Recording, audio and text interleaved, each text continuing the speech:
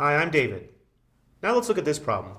We're asked to find the indefinite integral of cotangent of theta over 3 with respect to theta. And I've rewritten the problem, leaving a little space here to work. In order to do this problem, we have to remember our rules for the antiderivatives of the trigonometric functions.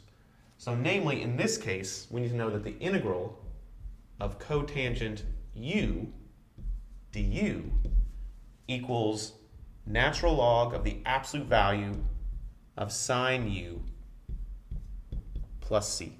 So that's the formula we're going to need here.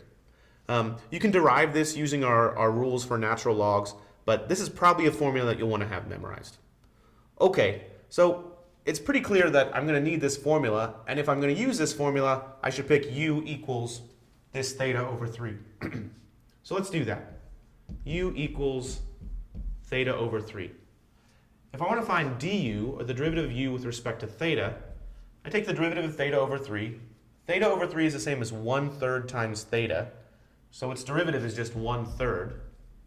And then du is equal to 1/3 d theta. Well, I have a d theta there, so I better multiply by 1/3 so that I have all of du. And so I don't change the problem, I'll also multiply by 3. I haven't changed the integrand because I'm really only multiplying by 1 right here. But this part right here, the 1/3 d theta, will be equal to du. So let's see. This equals then the integral of cotangent u, because theta over 3 is equal to u.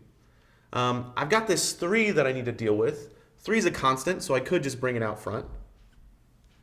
And then I have 1/3 d theta, which is the same as du.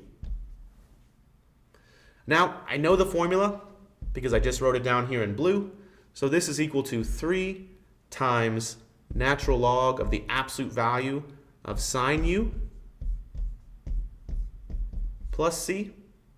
And the only thing I've got to do now is replace u with what it actually is. U is theta over 3.